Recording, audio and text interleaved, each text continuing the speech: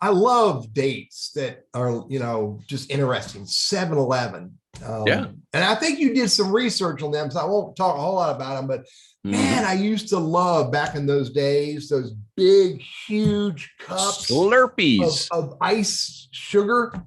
Ice sugar, man. I bet your kids loved it too, right? Load up on the sugar, and then hey, Dad, can we stop? Got to go to the bathroom. Those two were huge. You can came with handles. How you doing, buddy?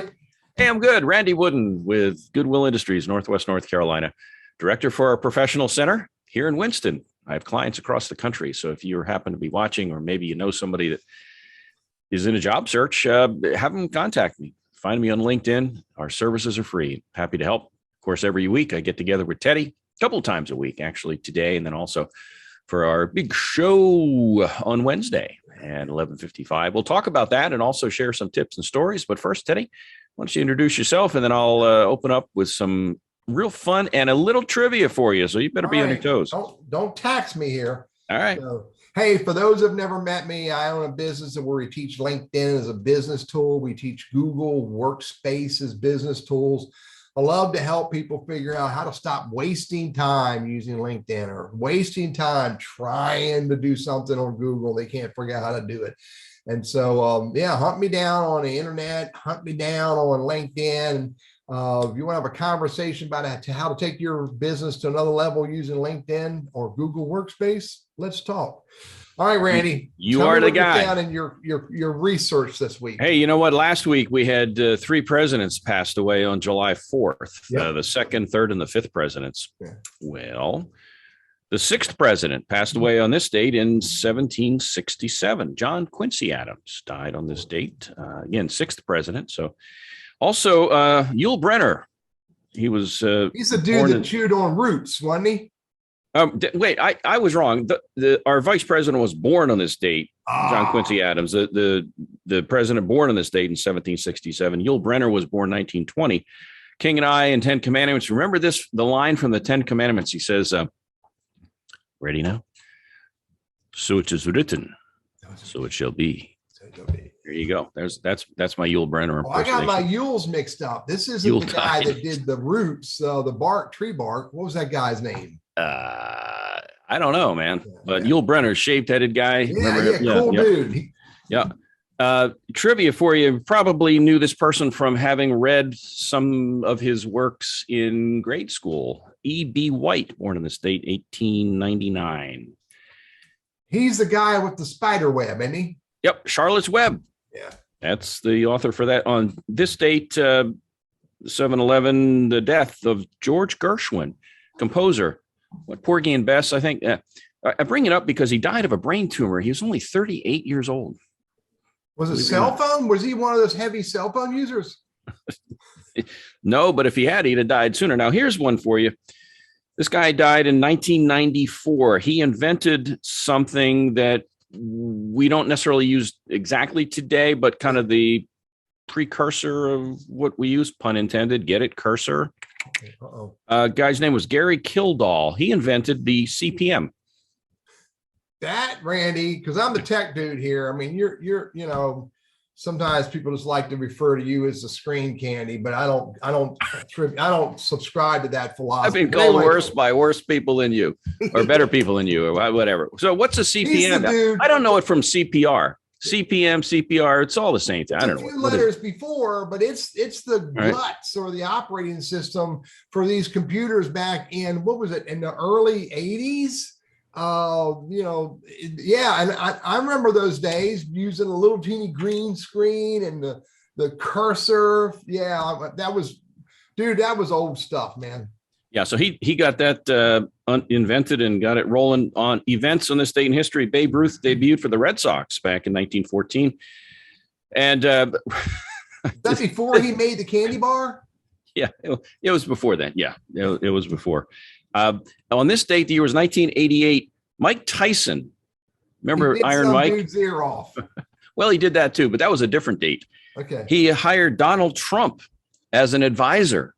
Yeah. You put those two guys in the same room together. Yeah. What do you make of that? Look at that. I kudos to Mike Tyson reaching for help.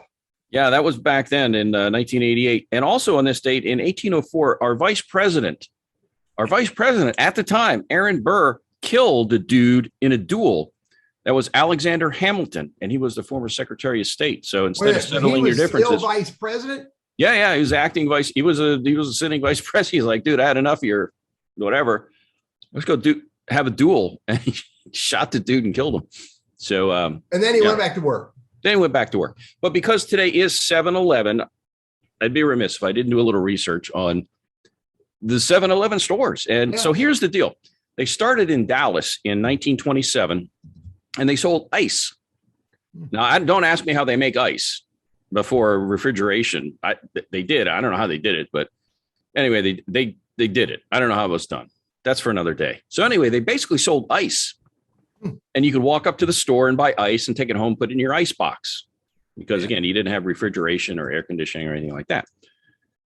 And so they started selling this stuff, just the ice, and then customers could come in. They eventually started selling milk, eggs, other things that would go on the ice. Yeah. And they called the store the totem store. Like you could tote things out, TOTE''M, totem store. And then they started having totem poles out front of their store as sort of their trademark kind of a thing. And then in 1946, somebody came in and said, wait a second, we're going to rebrand this thing, call it 7-Eleven. We're open 7 a.m. to 11 p.m., which at the time was very, very rare. Yeah. And they were also among the first convenience stores to be franchised throughout the country. I don't know how many thousands there are now around the world, but there's tons and tons of them. And of course, they're open 24/7 now. And they went away from just selling gas and chewing gum, that kind of stuff, to actually Slurpees and they make their own food and all kinds of things. So 7-Eleven is not started on this date in 27, but it was something that started in 27. So there's that quick story for you. Okay. Last week, 4th of July, went to the Dash game, baseball game. They have fireworks after the game. The game started at 6:30. Most games last about 3 hours-ish. That would take you to about 9:30-ish. Anyway, this thing ended in 2 hours. It ended at about 8:30, and it was still daylight. So what do you do about fireworks? If it's so, let's just say we passed time for over half an hour, and the Dash was great about it. They showed videos, passed beach balls around, but it's just weird. You go to a fireworks show and it's daylight out. And then on my way home, I was taking a buddy of mine home, and I kept hearing something rattling in the back of my car. And so finally, you didn't kidnap Bolt, did you? No, no, I didn't. But, I'm driving a car that, who knows, it could be a bolt loose or a screw loose, like in my head. So I got to a stoplight and turned off the radio and was silent. And what it was instead of things rattling in my car, it was fireworks going off. But here I thought something was banging around in there, and I thought, oh boy, what's going to happen now? So there's that. So that's a story, Teddy. What, you got a good story too, I think, coming up, don't you? Yeah. And are you the birthday boy? I think I heard a rumor.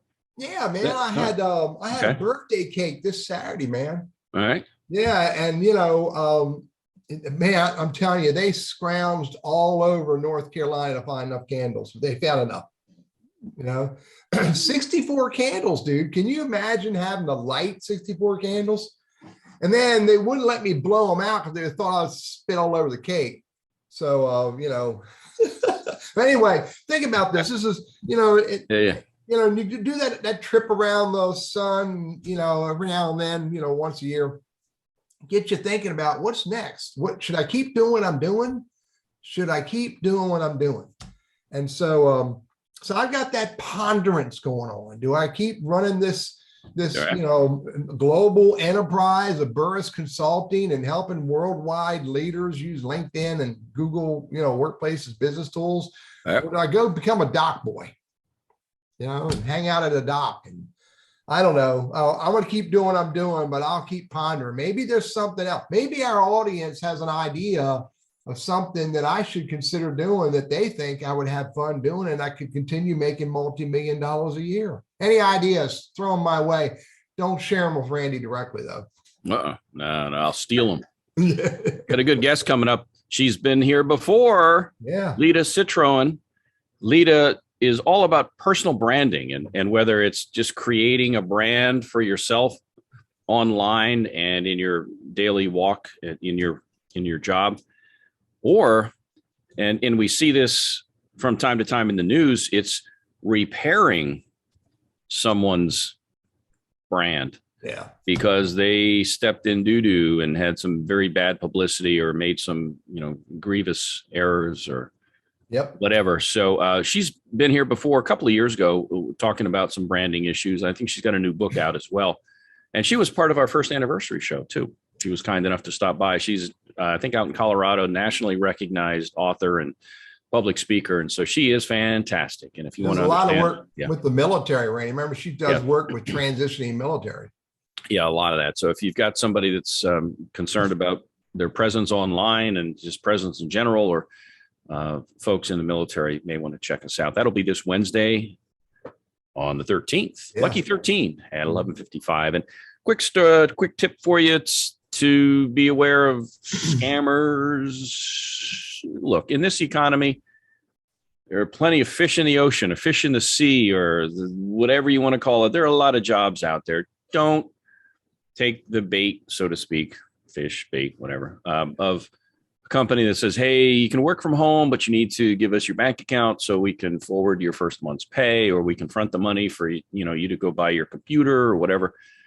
If they want to ask for your social, don't give it to them. I mean, just don't do it. I know it's tempting and whatever, but don't go there. There are other opportunities. Yeah, the world is full of idiots. We have to learn how to walk around and sometimes smash them in the face with our heels and not get caught. Kind of, sort of. Did I say that out loud? Yeah. It's just, Randy, and sometimes, when I get those phone calls from the scammers, and I'm clear it's a scammer, and it is because your phone rings, you answer it, it goes click, click, and then it rings again. Anytime that happens, it's going to be a scammer. It's never someone who has your best interest in mind. But here's an idea. Really? Oh. Seriously, man. Here's an idea. I like to have fun with these idiots. All right. I don't refer to humans as idiots, but these guys, all they're after is to rip people off. And so I like to have fun with them. A good buddy of mine told me this. Every time he gets asked a question by a scammer, and I wrote it down, he says this: that's going to be nearly impossible to make it happen. That's his only response. That's going to be nearly impossible to make it happen. And they'll keep asking questions and he'll keep answering that way. I say, have a little fun with them. If they want to get into your day, then have a little fun with them. I often will just answer the question with some kind of strange response, sort of like what Kent told me. And because I have the technology, Randy, I often record the conversations and then I share it on YouTube. And I don't know, should I spend a lot of time doing that? No, but for me, it's a diversion from the day for me to have a little bit of fun at their expense. Hey, Teddy, a former co-worker and friend of mine sometimes would play with scammers. When they would call, my friend would say, does your mother know what you're doing? Would she be proud of you with what you are doing? And just kind of, the guy goes, oh, I don't know. Anyway, so we don't want to mess around with that stuff. And it just, the old thing is nothing's free. And if your gut says don't do it, don't do it. And I get emails too, the same kind of thing. Like, hey, check your account, this and that. Well, just go to their actual website. Don't click anything in that email. And 9 times out of 10 or 99 out of 100, you'll be glad that you did it that way. So I didn't tell you that now that we have a world-renowned YouTube channel, I get an email about once or twice a week saying that they want to advertise on the YouTube channel and they'll pay upwards of $1,000 for a 30-second spot. Whoa. Not a chance in the world is that real. Not a chance. Yeah. Hey, so I generally don't respond to them either. So. Coming up, Lucky 13. My sons turn 35 on the 14th. So July 14th, Thursday is a big day in our family. But Lida joins us, Lida Citroën, on Wednesday 13th. Talk about personal branding. We hope you can join us 11:55. Teddy, We all set, all I'm done good, for man. the day. By the way, that's going to be show 118. 118. Happy birthday, my friend. I know it's a couple Thanks a lot, days late, but all the best to you, and let's have another great year. All right, man. Good stuff. All right. Talk to you soon, buddy. Bye. Bye.